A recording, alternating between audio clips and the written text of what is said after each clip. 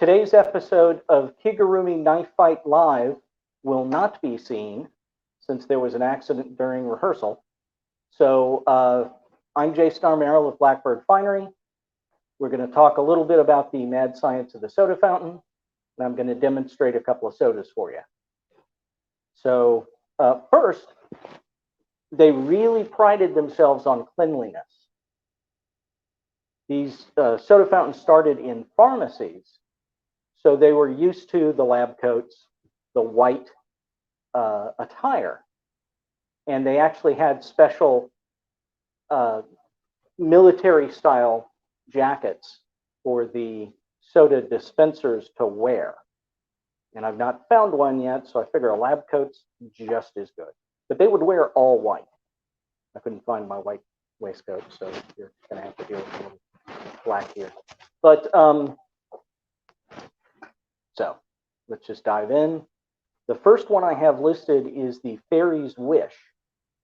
And I altered the recipe a bit because basically the original recipe is for a syrup.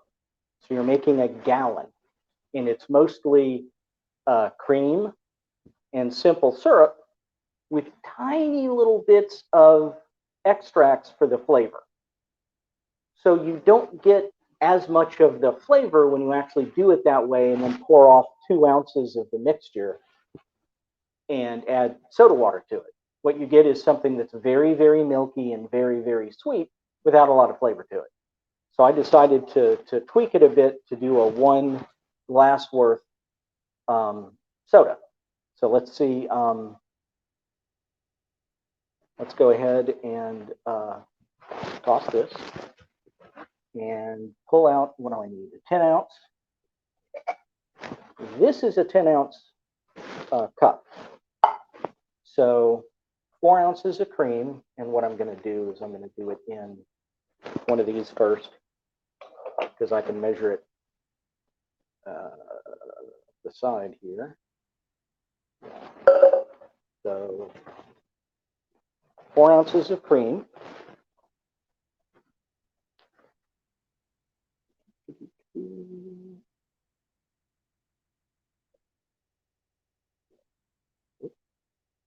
There we go. So 4 ounces of cream, and I have it listed as a 1/4 ounce of the flavors, but the last time I tried it, it was better to have the full ounce than the 1/2 ounce I've got here. Once again, what I want is the flavor. I don't want just hints.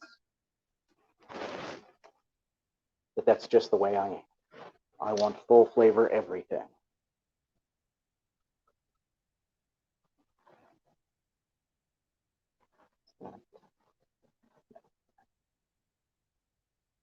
There we go. That's a full ounce of strawberry.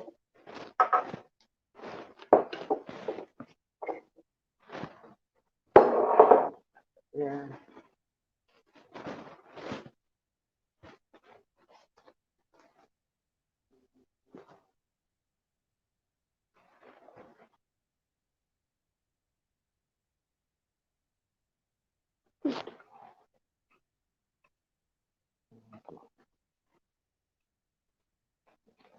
I don't want it spilling on me. So, ounce of the vanilla. And this goes in the sink. Grab one of my mixing spoons. And it says just whip together.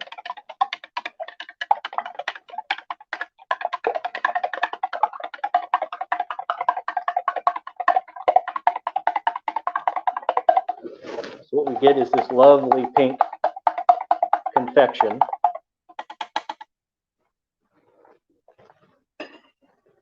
And so this is a 10 ounce.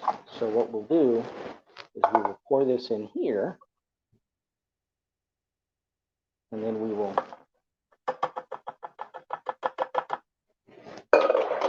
finish it with the soda. So I'm going to do my traditional small bottle of seltzer. because I didn't have enough time to fully charge my actual siphon, but I still think this gives more of a better foaming stream. Oop. So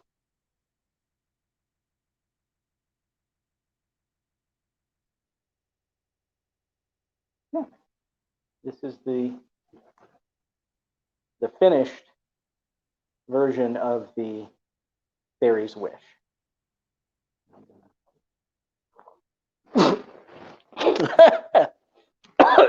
Goodness. Of course, I had to cough right when I wanted to drink.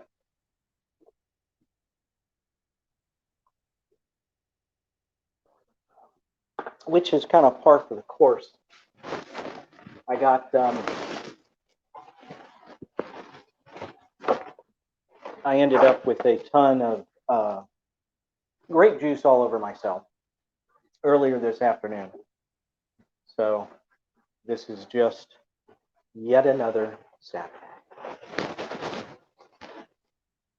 Okay. So that's cleaned up somewhat. I know it's going to be messy. Continuing, actually, that's really good. Get another sip.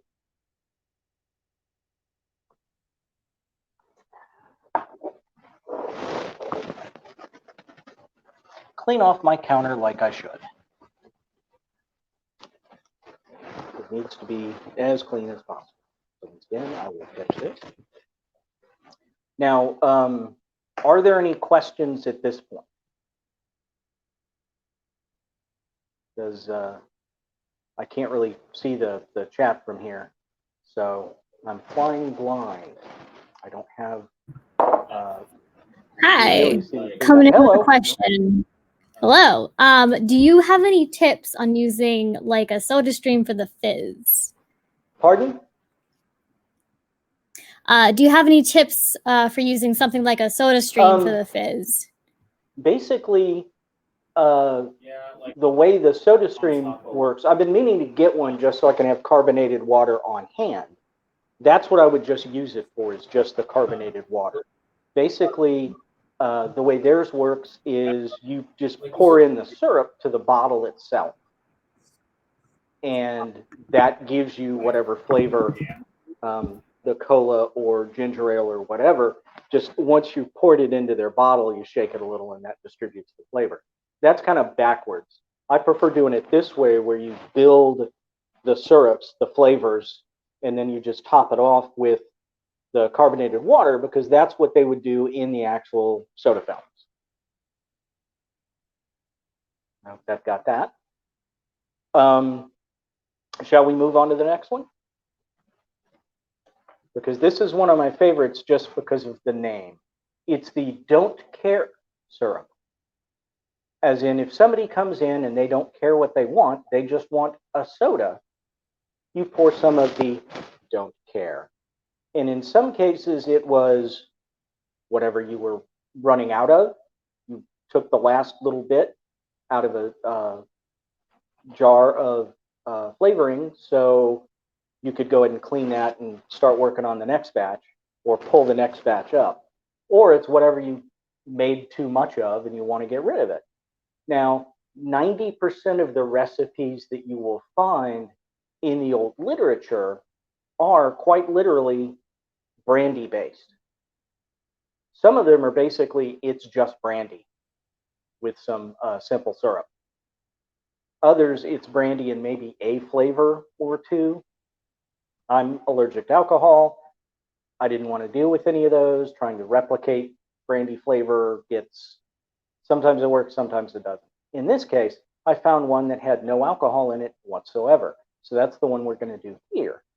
And instead of doing a single drink like I've been doing, I want to show you what it looks like when you're in a fountain, because what they would do is they would make gallons at a time and then pull a couple of ounces off that gallon to use for the individual drink.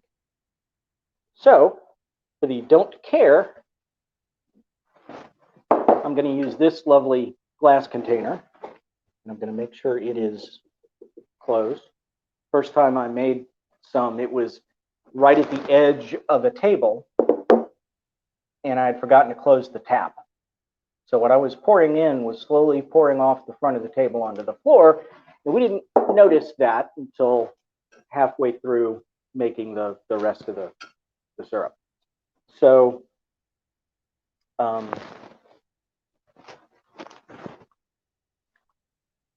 quart of blackberry syrup. So we will just take this.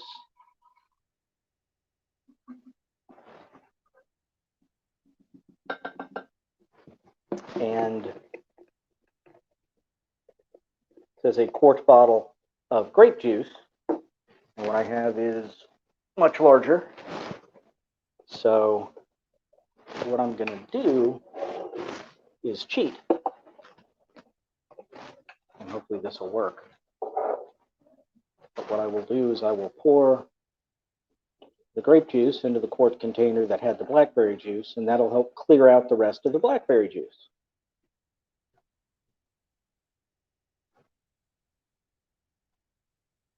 Funnels. Funnels would be very useful at this juncture, but I've forgotten to acquire such a thing. So, grape out of the way.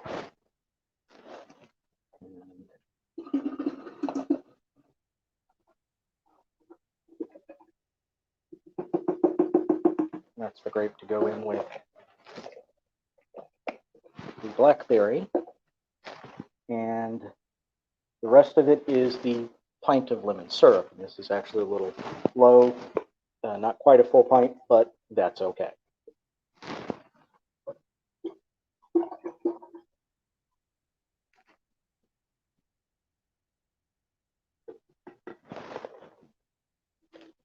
I don't see any big puddles in front of it, so I guess I did do the right direction. So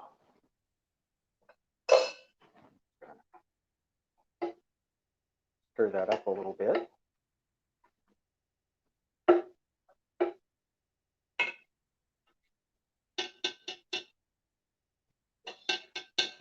Set this one back here as well. Put the lid on. And I will do it off the back here. You may or may not be able to see a little. But they normally did this in an 8-ounce glass. So, let's see. What I'll do is take one of these 8-ounce glasses, and I'm going to do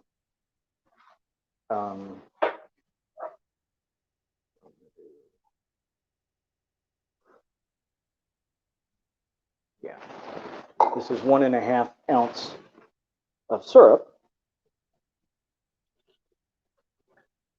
So I will do the 1.5 ounces of syrup.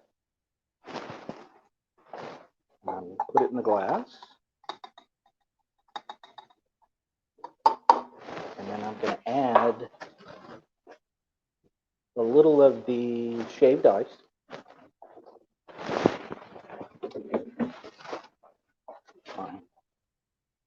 Ice shaver. Put the lid off.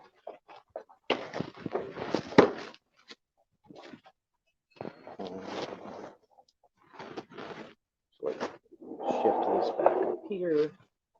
Put the shaved ice over.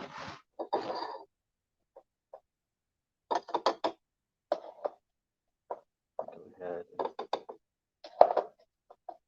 and probably should have done this the other direction. It's been half a glass worth of the shaved ice. And now you just top it off with the soda. Once again, I like the fine stream I can get by putting my thumb over and shaking it.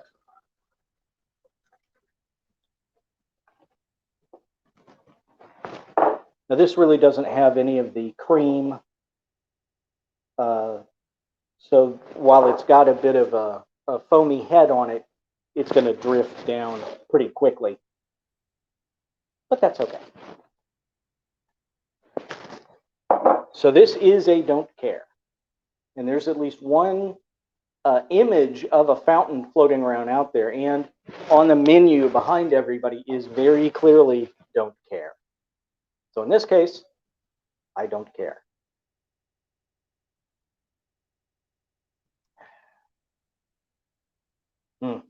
That's good. Everything works well together. I mean, in this case, a little more lemon would probably add a little more kick to it, but it's good just as it is. So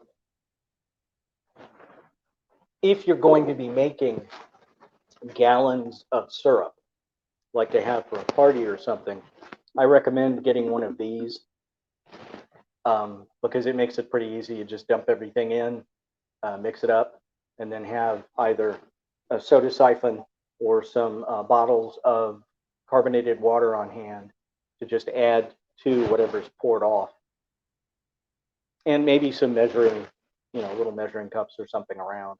I can't eyeball ounces or 2 ounces yet, so I have to use various mixing devices. Any questions after the Hello. don't care? I'm here with a quick question. Okay. Can you use blackberry simple syrup in place of blackberry juice? Could I use blackberry syrup? Yeah. Yeah. You just wouldn't use as much because the syrup's going to be a lot more concentrated and have extra added sugar.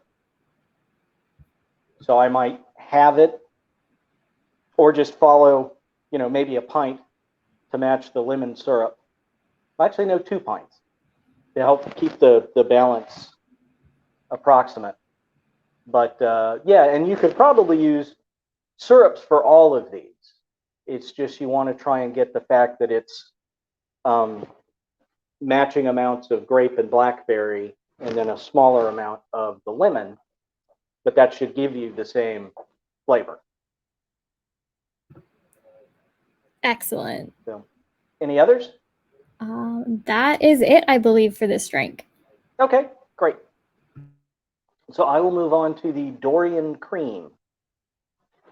I tried to research why this particular one was called Dorian Cream, whether or not it was tied to the portrait of Dorian Gray. Couldn't really tell, but there was a silent version of Dorian Gray that did come out the year this book was published in 1915. So could have been a tie-in to that, or it just could have been a complete coincidence, and they were thinking of Dorian as in the Greek name, or something else entirely. My limited research didn't get me any much farther than that. So this we're going to go ahead and do the shaved ice first. So here's the glass. And we're going to put in about half, shall we say. Traveling too far and losing a lot.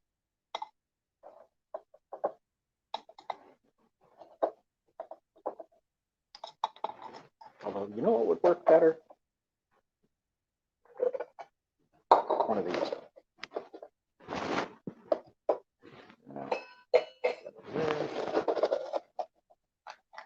There we go.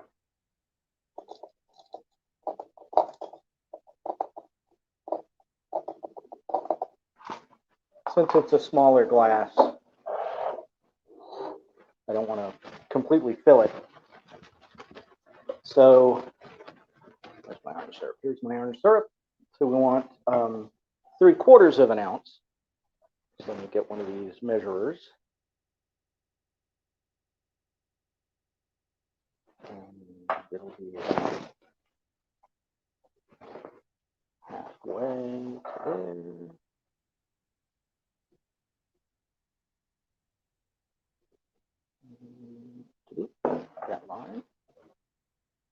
So that is our orange. And now the fun one. 3/4 ounce of maple syrup. Now, when I first saw this, I was really kind of confused because you don't normally think of maple syrup as being a drink component. In this case, they probably would have made their own maple syrup by taking, in essence, mixing it with simple syrup, gum arabic or gum foam, and a little bit of citric acid. But in this case, it's easier just to use existing maple syrup. Now, this makes it really sweet because there's already sugars in the orange syrup. There's the sugar in this.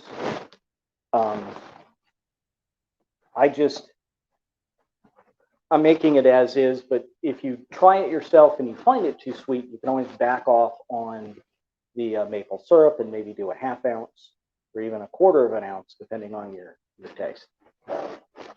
So 1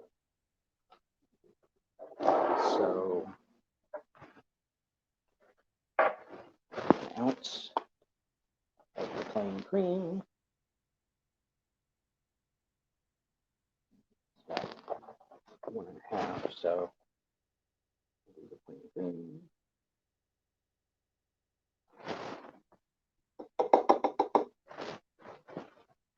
Always hate the amount of syrups and what have you that get left behind in the mixing and measuring items. But it's what you have to work with. So I'm going to go ahead and use this spoon that's already got the ice in it.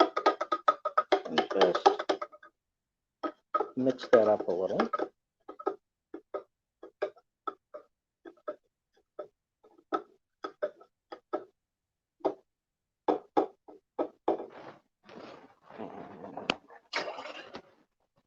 I like having a sink available where I can just get stuff out of the way.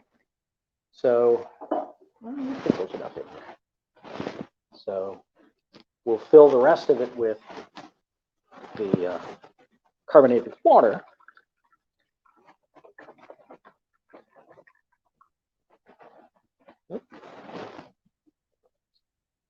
Because this has the cream in it, you'll get a little bit of a better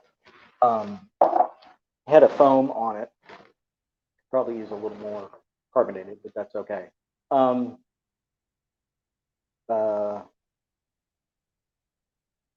Yeah, it just says suitable glass. In this case, it's an 8 ounce glass. You could make it larger. It would just be, say, more ice and more carbonated water to the same amounts of syrup. But this is the Dorian Cream.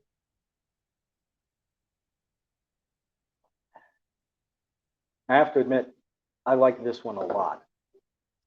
But the first one I made was really way too sweet.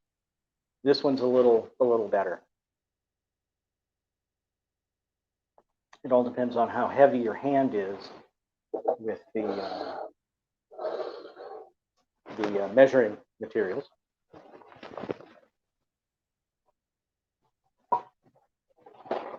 As I am spraying and dripping all kinds of stuff all over the place. I apologize for my messiness. So, any questions about the Dorian Cream? Or questions in general? We had a fun one that was if you had any suggestions for adding alcohol to pretty much any of the drinks. Trying to think. It depends on what. For example, those with cream, you're going to want something that might work better with milk. Maybe like Bailey's Irish Cream or Kahlua or something. With the don't care, you could probably just add vodka without it affecting the flavor too much.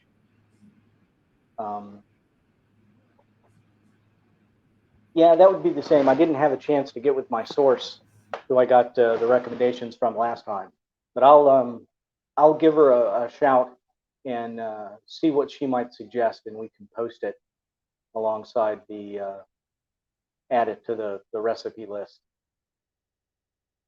I don't drink, so for me it's hard to figure out what might taste good with the other flavors involved. Cool. Okay. And we have another question is, are there ways to adapt it for the lactose intolerant? Yes. Now you're going to have to experiment because one of the things that works with the cream is the fat content. So if you can find a non-dairy, either a half and half type, that might be your best bet than trying like a whipping cream. I've tried a couple of things. The silk soy whipping cream did not work very well at all, and I think because it's meant for a different type of preparation. But there was one almond and coconut based creamer that I tried, and that worked pretty well. It just didn't give you the head of foam that you would expect from a regular cream based liquid. I've got some oat milk based creamer that I've not had a chance to try yet. But I say experiment. You know, take what you normally use as a substitute for cream and try that first. And that may work just fine. And if it doesn't, you can, try a little something else. It's just, once again, you're not going to get necessarily the same foam, but you should get the same creaminess, not quite the dairy taste, but the same sort of taste that you're getting through those substitute creamers. Great, thank you. Oh, thank you. So if we don't have any more questions, I'll go to the last one, which is the Wiggle Waggle. And I couldn't find anything about why this was named that. Normally the term wiggle waggle is you're uncertain about something. You're waffling, you're torn between two different decisions. Maybe this was named because somebody couldn't make up their mind and they just went ahead, the dispenser went ahead and made something for them to get them out of his hair. But this is one of the ones I really, really like. So let's do, I'll use this as a mixing glass. So the way I have it written here, it looks like it's 11/2 ounces of chocolate syrup. No, just 1.5. So, and I have the clean.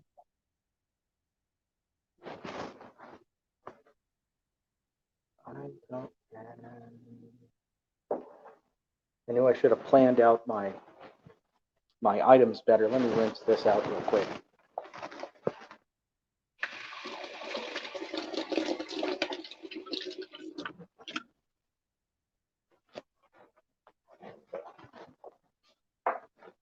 So I decanted a really huge thing of Guarani syrup into a squeeze bottle because I figured that would make it a lot easier to dispense and measure rather than trying to tip the whole giant thing, because it was about the size of that grape juice container. Since I know this is 1.5 ounces and it's glass, well, that's a new one. We're going to go just a little overboard on the syrup this time, since it went completely splat as the lid came off the squeeze bottle. It's been a day. There was an earlier mishap with some whipped cream.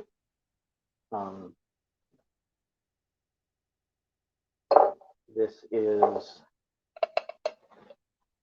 very, very messy. I think that's about enough out of this. Definitely put that in the sink. Grab me a stack of bar napkins. If you'll excuse me while I lick the chocolate syrup off my fingers. It's perfectly okay for you to do that while you're making things. Try a little bit, taste this, taste that. That's the dispenser's prerogative. Just put these down here until I can really clean it. Whoop. Wipe that off too. I just hope that yours are a little less messy than mine.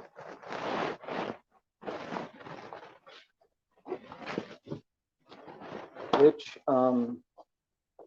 brings up one point, which was I want to see your creations. I would love to see what y'all make, either if you've been making them along while we're doing this, or if you decide to make them later. I really would love to see what they look like, because everybody's going to have different barware or kitchenware to make things with. They're going to have different cups and glasses to use for display. I don't have glasses here just because this all travels and it just makes sense to use disposables. So the next item here is a number 12 disher full of ice cream. So I've got just a pint here, and I've got, which is approximately a number 12, but it's just basically a standard size ice cream scoop. And the idea is that you get a fairly good sized scoop, but nothing too massive, because it's going to have stuff added to it later. And you don't want to overwhelm it with the ice cream. So there's that. Just mix these thoroughly with the bar spoon, and I'm out of bar spoon.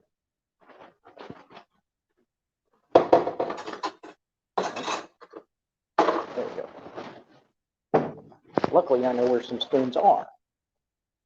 And this is fairly soft ice cream, so mixing it up won't be too big of a deal. But you want it to look like basically chocolate milk. It's maybe a little syrup heavy, a little darker, but you want to try and get them as thoroughly mixed as possible. Get any large chunks of the ice cream out. And now this lovely container is getting cold, which is nice. So once that is mixed,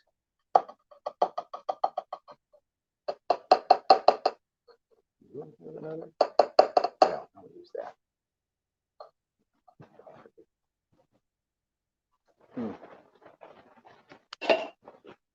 So now that it's here, it says fluff it with some carbonated water.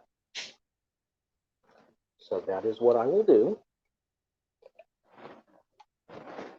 Now, for some reason, it says put all this in an 8-ounce glass.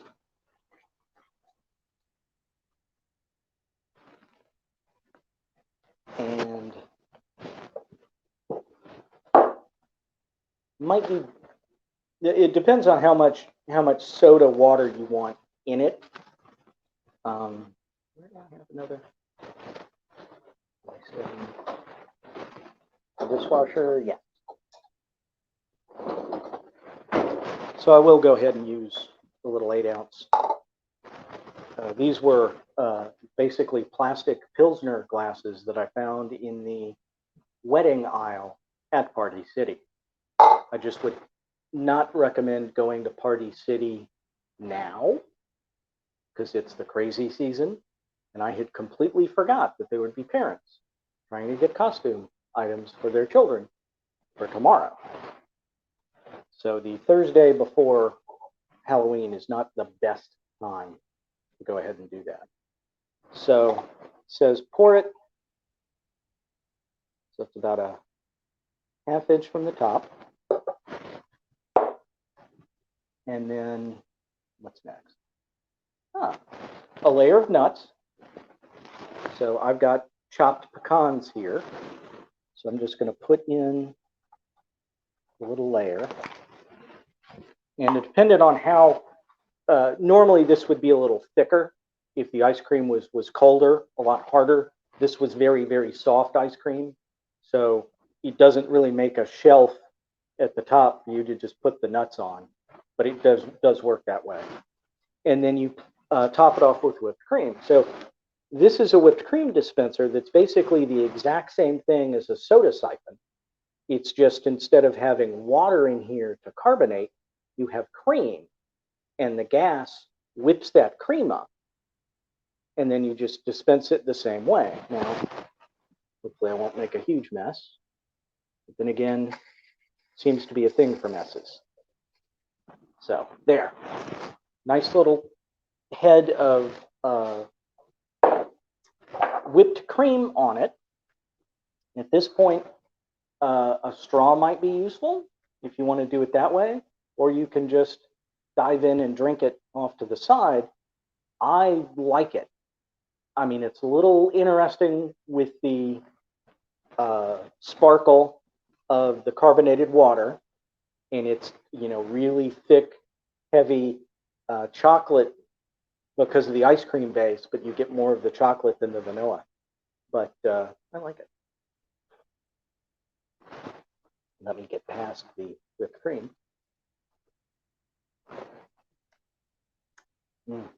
This is probably one of those things that they would serve, you know, with an extra cherry or some other extra garnish. That's one of the things I have fallen down on, is the amount of garnishes. In fact, I completely forgot the nutmeg for the Dorian Cream, and that does add a little bit of extra flavor to it, a little extra kick, with just a light dusting on the top. This, you could probably put it like a little light bit of cocoa powder, maybe cinnamon or something, to help make it look extra fancy, and then add a little bit of extra taste to it.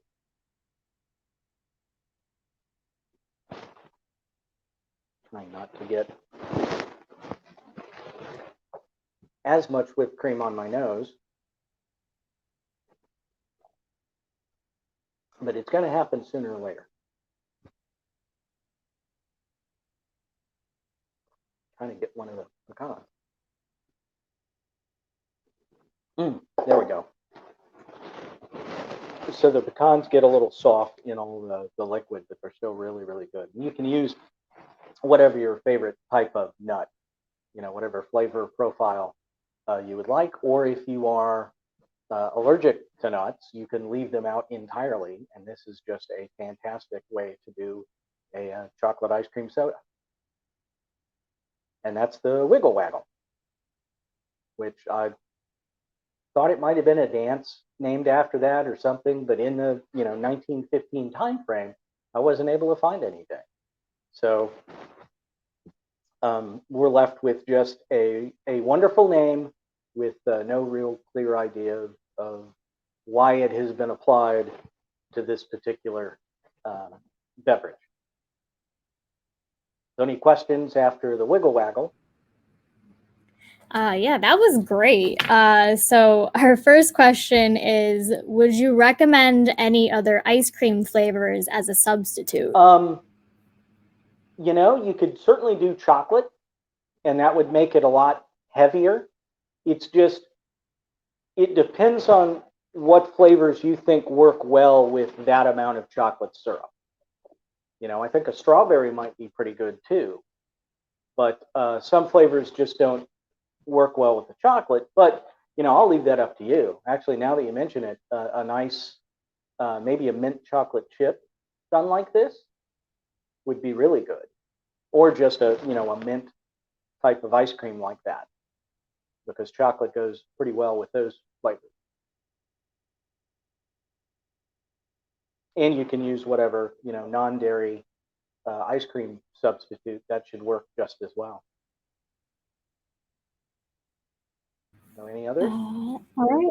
And our other question is there a reason why ice cream is used instead of cream and vanilla flavor? I think part of it was you also had the rise of the ice cream parlors. At the same time, you had the rise of the soda fountains, and there was a ton of cross pollination. So this was when they were doing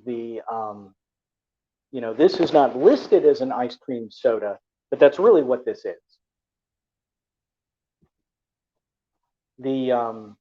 Actually, the original ice cream parlors were a very female-centric space. They were designed to look like living rooms, and women could come and hang out and be away from the men and have their own little private space that just happened to serve fantastic sundaes and drinks and things like that. What's interesting is one of the earlier soda fountain guides that's all about how to make this your business. What you need to start, the kinds of equipment you need, your daily processes, along with a bunch of the recipes. But this was Sachs's new guide, I believe, SAXE. And he has this massive screed about ice cream and why he does not think ice cream belongs at a soda fountain. And that just absolutely blew my mind because we always think of them as one and the same. They just go together. But he just thought that it needed to stay in its own lane and let the sodas be sodas. And that's, once again, it just blew my mind when I ran across that. But then later, books, not necessarily Sachs's, but later's, will have chapters on how to make ice cream and then how to make ice cream sundaes and these huge amounts of, almost the same amount of recipes for sundaes as they have for sodas. Did that answer the question or did I kind of veer off? I believe it did. Any other questions in Yeah. general or? We can see if the chat has any more. If they come in. Otherwise, that was it, I believe, for questions. How are we on time? We're good. We have about a half hour. Well then, and here I was rushing to. We're located near Atlanta, and when Zeta moved through, it took out a street light near our house. It actually broke the top of the telephone pole, and the street light and that chunk of pole was lying across the other wires. That meant no power since 6 a.m. yesterday. So I had already booked this hotel room because of the kitchen, so I could use it for this. But I'd been kind of scrambling to get stuff as prepared as I would have liked. So sorry if it was kind of rushed, but yeah, if we've got time. I mean, I'm trying to think if I could make something else with what I've got here, but I'd rather not go digging for recipes and leave y'all hanging. But yeah, if there's any other questions, any comments, have people been trying these? Have they been making them along? Yeah. We're having them share them on Instagram or post them in the Discord. Great. So great, that's wonderful. Oh, here's a question that just came in. Anything that might work well with rose syrup off the top of your head? With what syrup? Rose syrup. There are quite a few. Rose syrup is one of the standards that's listed, and maybe I'll find one or two and put them in the Discord. I know that there's one in particular that I have been asked to save until the Valentine's event. I think that's the Royal Ruby. So But yeah, I can certainly do a lot more florals. There's one that's basically called a floral cream, and it's basically the syrup, the cream, and your soda water.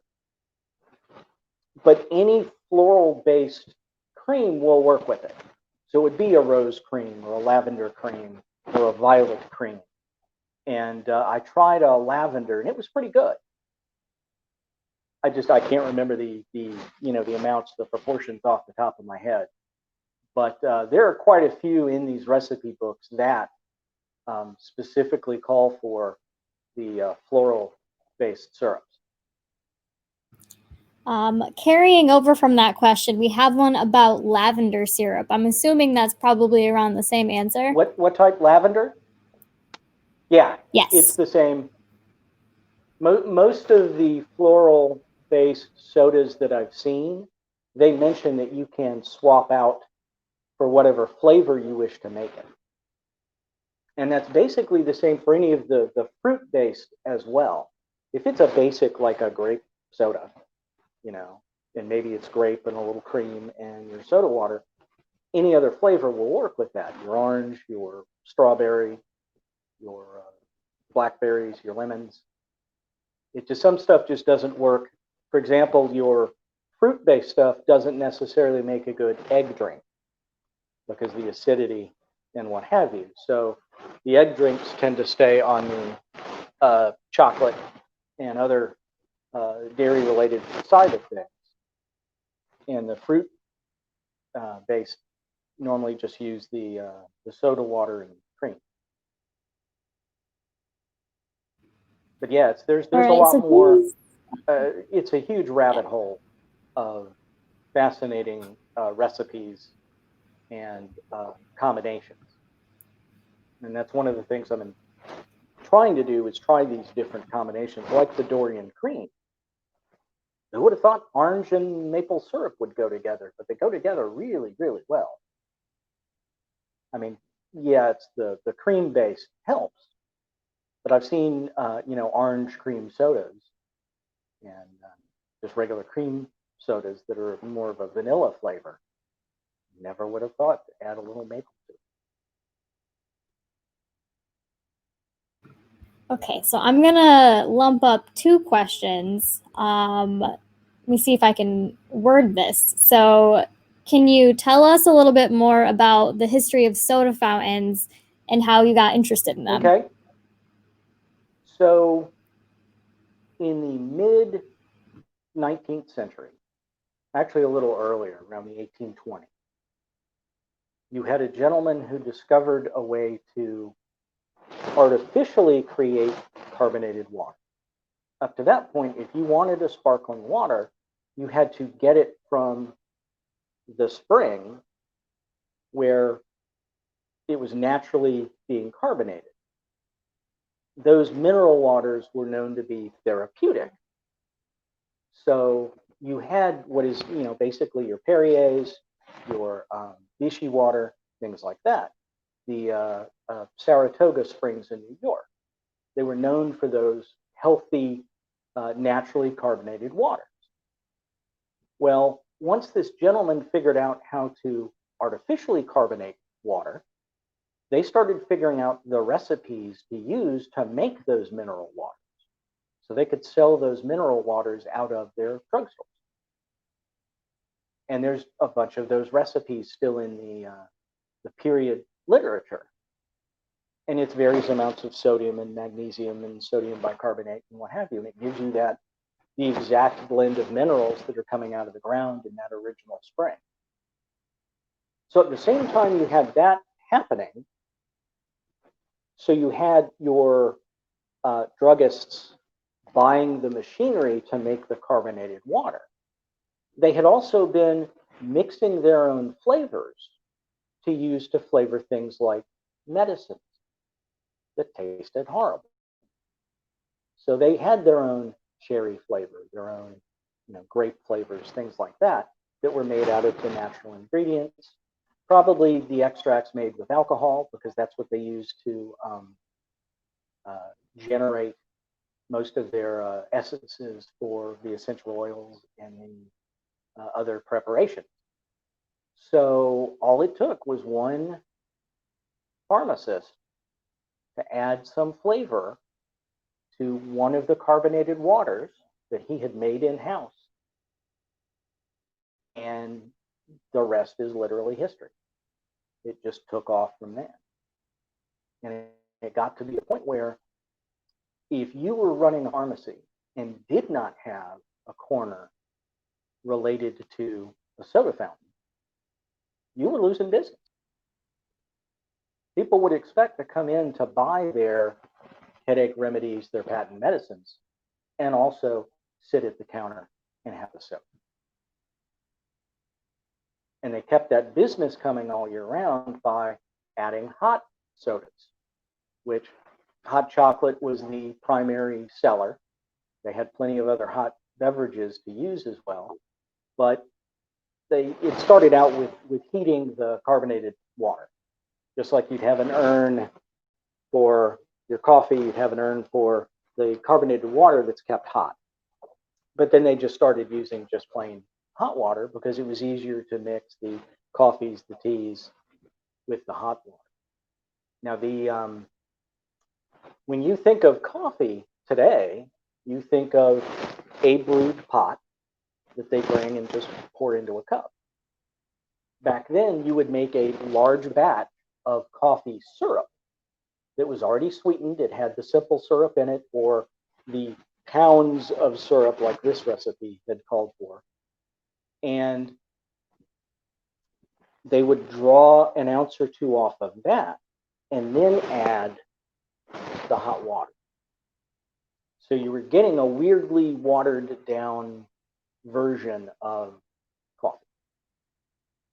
And back then they would mix the blends of coffee from those that were the beans produced on the island of Java, and then those Yemeni beans that came through the port of Mocha. So that's where the word mocha comes from. It originally meant just a blend of coffee. And they would mix half and half the mocha beans and the Java beans in either pre-ground or they would grind them together. And that would be what they would use as the base for their coffee syrups. And I got some, from a gourmet coffee purveyor, I got some pure Java beans and I got some pure, well, I had them grinded, but pure Java and pure mocha. And I mixed those together and used that to do both a cold brew and I've done some in an AeroPress. It's coffee. It's not really anything spectacular. I was, not that I was surprised, but yeah, it's just the coffee that we all think of as coffee. But that's, I guess, because people were used to those flavors together because that's what they were always exposed to.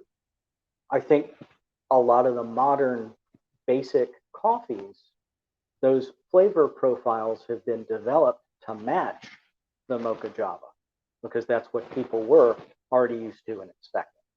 That's pure conjecture on my part, but it seems to make a little bit of sense. Now, because you had the sodas now being sold and the soda fountains becoming a huge business, then you had them adding in the ice cream. And then you had those that started selling sandwiches and small food items on the side. And that became the lunch counter in the drugstores. And that also brought in a ton of extra business. And so for, I'd say almost a good 50 years, no, probably a lot more. But there you had in a drugstore the, fountain that served you the fountain drinks, but also your lunch and whatever ice cream sundaes you wanted. It was all part and parcel.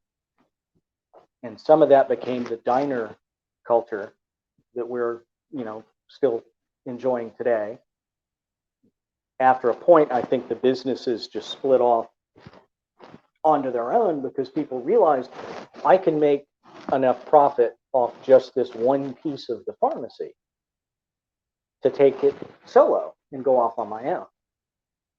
And so there, now we have you have your diners that serve all of that, but you have your single ice cream parlor that just serves ice cream stuff, maybe a soda. You have your soda fountains that exist as show places for the original sodas.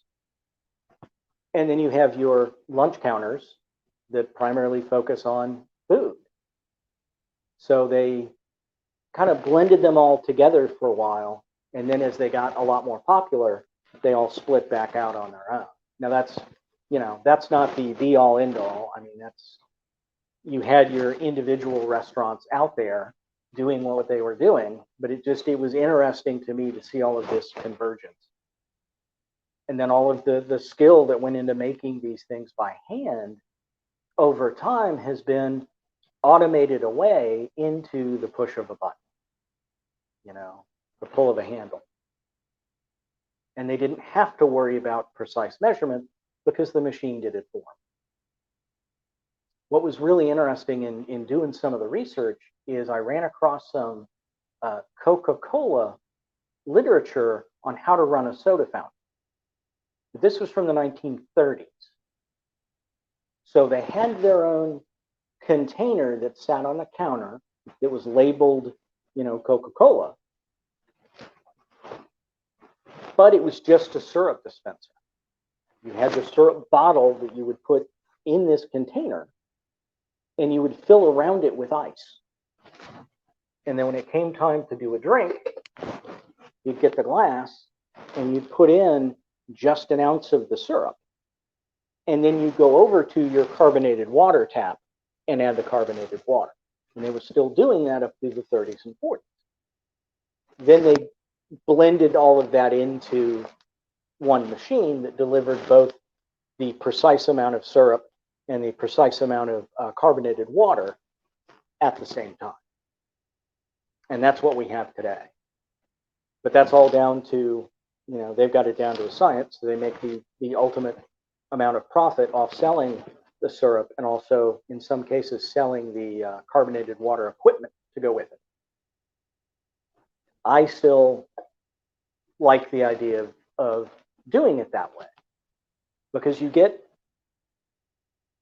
it's down to the personal preference of both you asking the dispenser or the way the dispenser prefers to make them. But you can ask them to go a little heavier on the syrup, a little lighter on the syrup, and then you get your cherry Cokes, your vanilla Cokes, your orange Cokes, because they can just add another flavor to it while they're mixing. I mean, right now, if you want a cherry Coke somewhere and they don't have cherry Coke on tap, you'll probably get just a regular Coke with a splash of grenadine in it, which isn't bad, but that's not actually cherry syrup. But I find it interesting tracing back the stuff that we see today all the way back to 150 years ago. The Coca-Cola Freestyle machines. I've played with it a little bit. Maybe I'm not doing it right. I would like to think that you could make some of these drinks right there out of those machines, but they have predefined formulas for things. So you can't necessarily say, I want, an ounce of this, an ounce of that, half an ounce of this other thing. But they now bottle, an orange vanilla Coke. Because it was so popular out of those machines, they're keeping track of the data out of what people are buying from those freestyles. But at the same time, they could have just gone back to National Druggist and found a recipe for orange vanilla Coke and just duplicated that. So I think I think that the way it's kind of drifted apart is interesting, and seeing that whether they know it or not, they're circling back to the exact same thing that was being served 100, 150 years ago.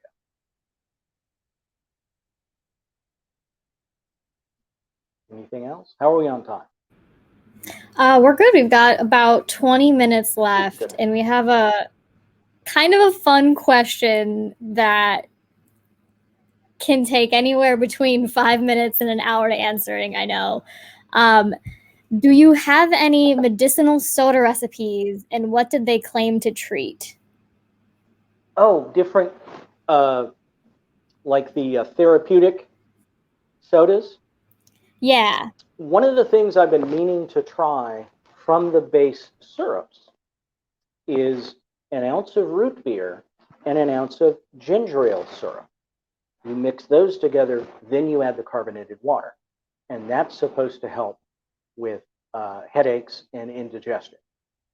That was in a list of, you know, uh, tonics that were meant for healthful reasons. And, you know, a lot of those tonics really depended on the drugs that were already being used for those purposes, just added in with some soda. And yes, we're talking cocaine and opiates and other such additives in a lot of these earlier beverages. I believe it was Vin Mariani, that's a wine-based tonic that was very, very popular in Europe. And I can't remember the name, but the guy who started Coca-Cola originally started out trying to mimic that recipe. And he came up with a wine cola or wine coca that he ended up selling that business to someone else while he worked on Coca-Cola. But there are some recipes in there that call for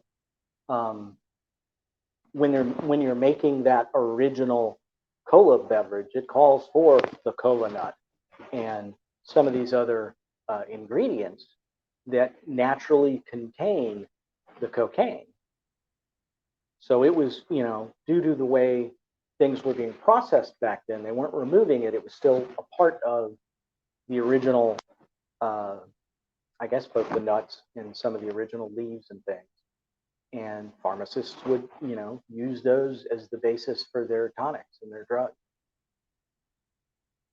And it's, you know, not necessarily going to try to duplicate any of those because that's actually highly illegal at this point. But it's interesting to see the things that get listed as a tonic. And that might be a good subject. Like you said, it could take an hour or so to go over some of that stuff.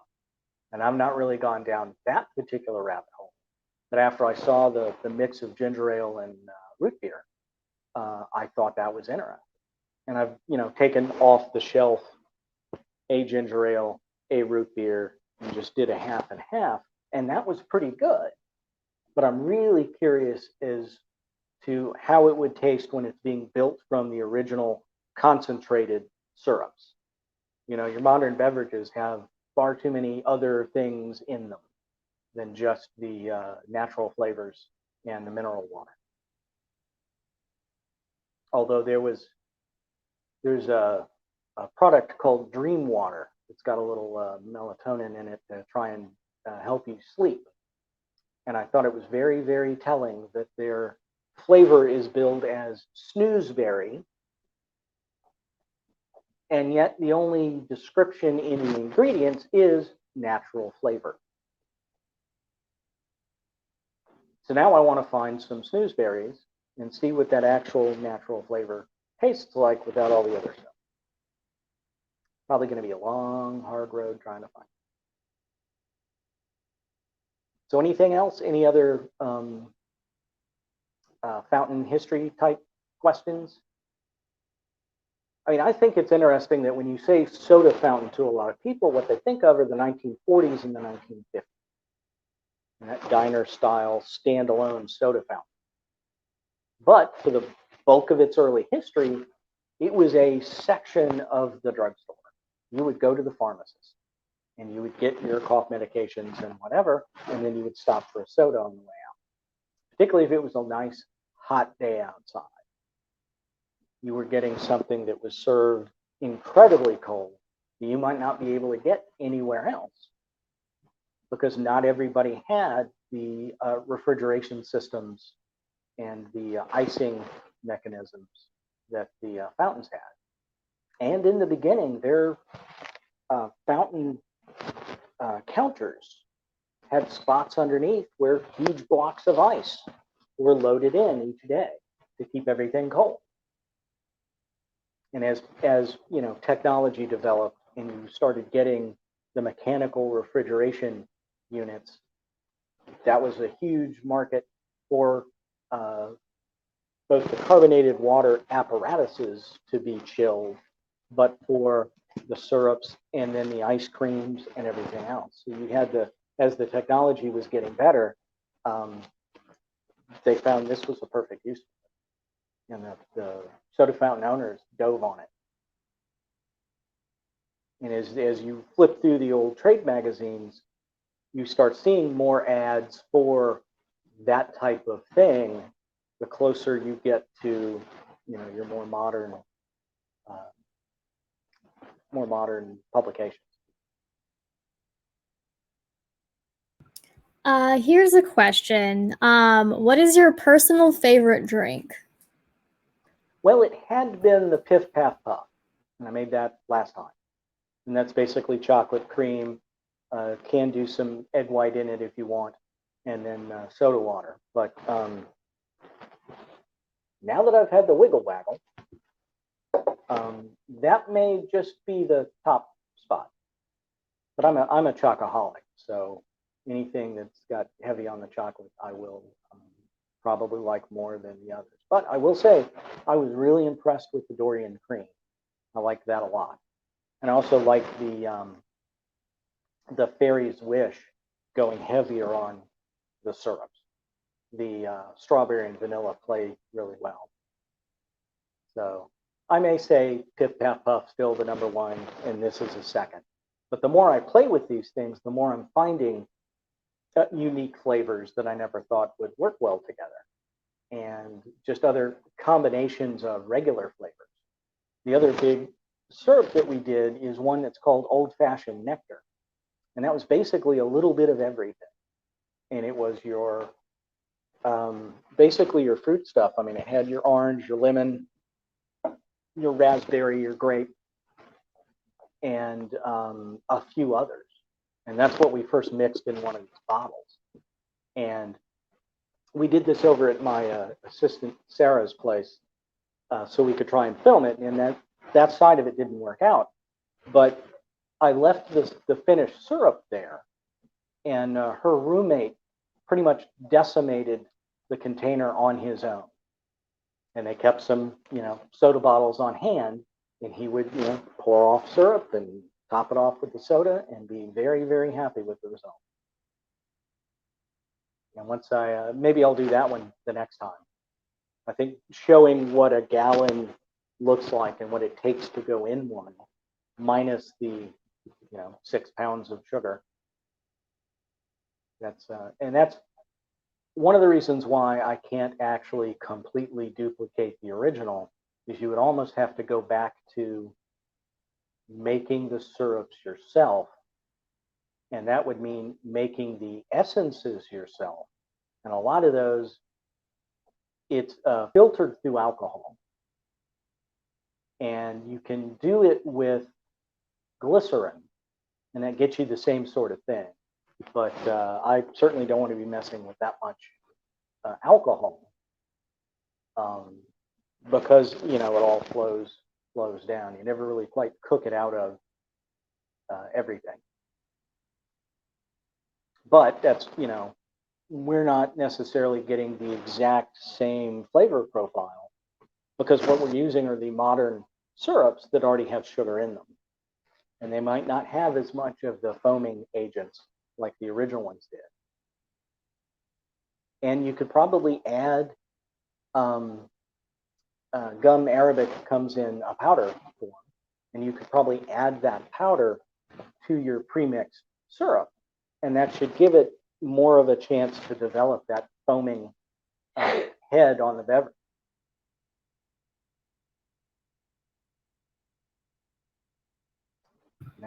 Okay. I think we have time for just about one more question. We have about 10 minutes left. Let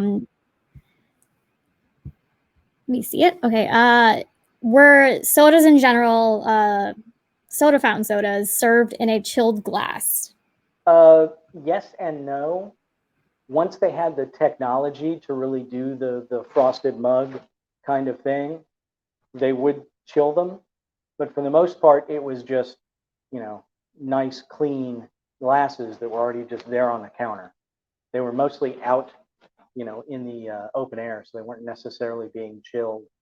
But once they had the ability to put them in a refrigerator or a freezer, yeah, some people did that. But they really focused on making sure the carbonated water was absolutely as cold as humanly possible. And that was the driver for the temperature. And then the syrups were often kept in, pump containers, but packed around the containers was either ice or a cooling mechanism.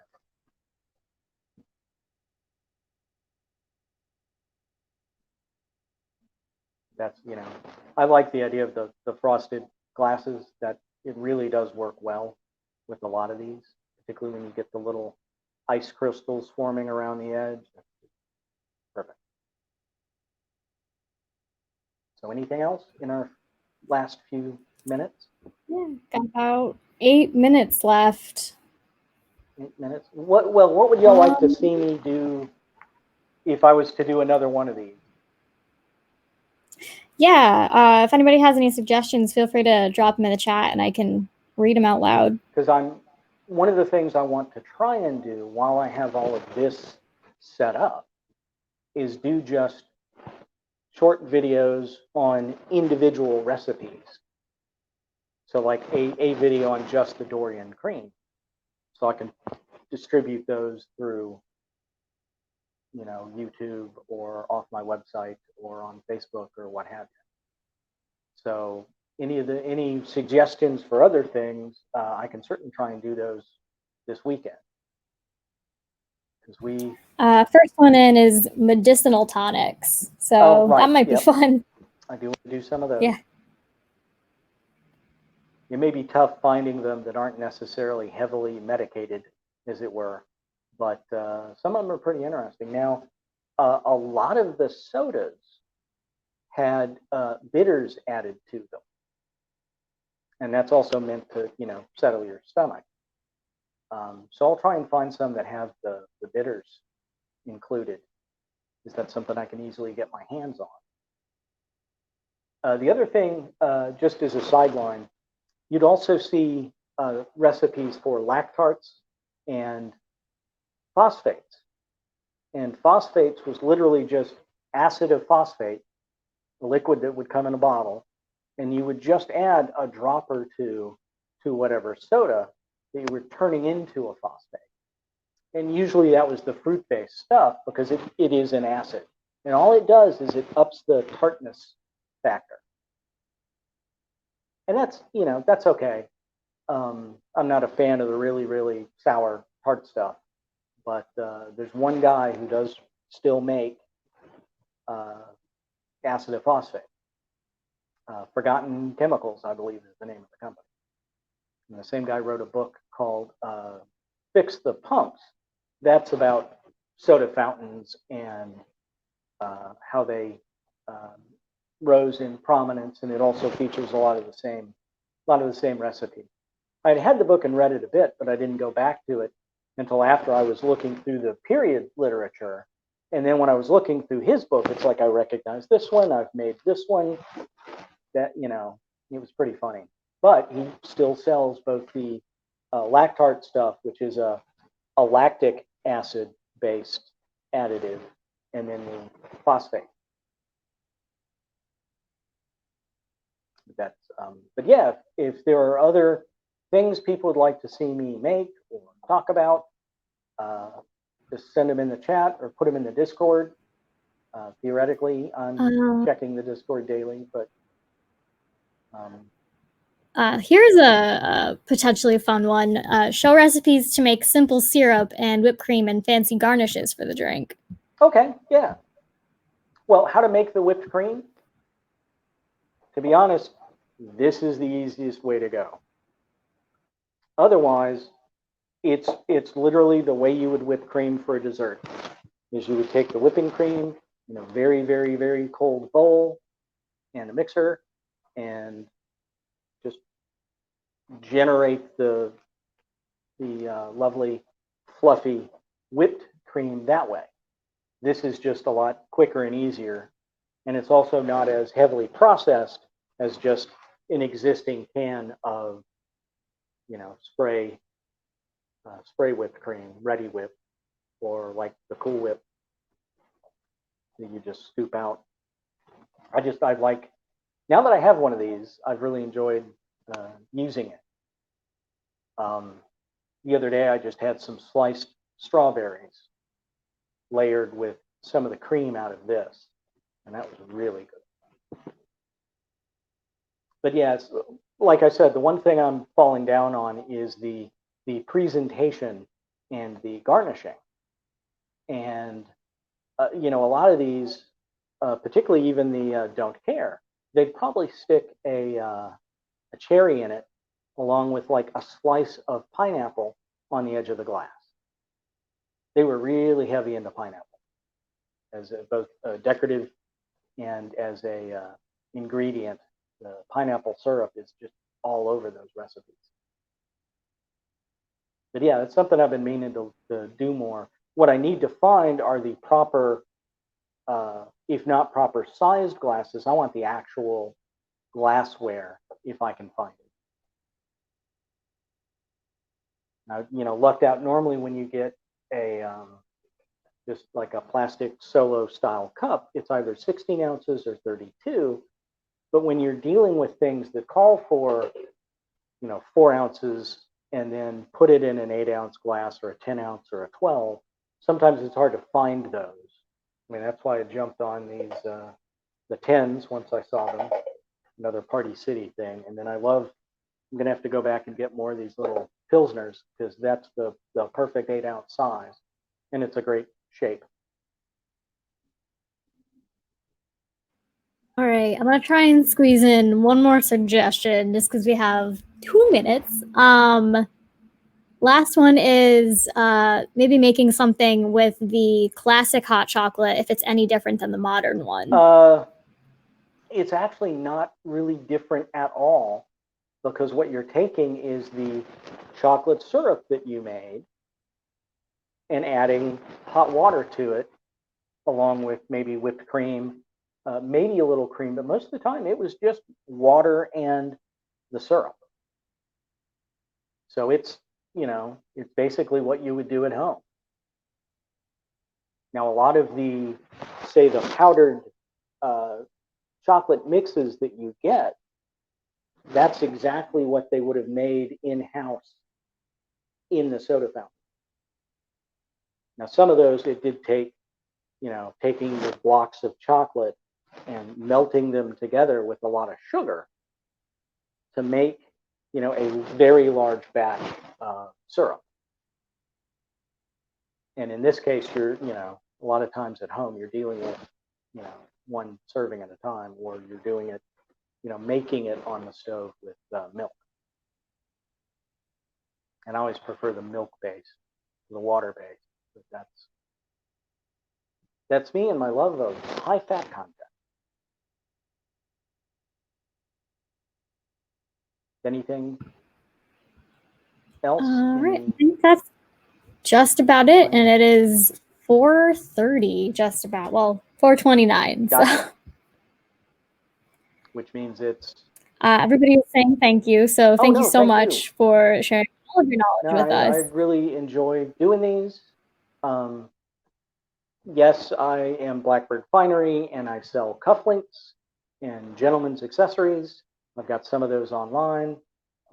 There's a shop off my website, but that's not really the important thing. The important thing is I enjoy, talking about this, and I enjoy working with y'all, and I enjoy this particular audience. So thank you all. I guess that's it for me until my fancy dress panel this evening.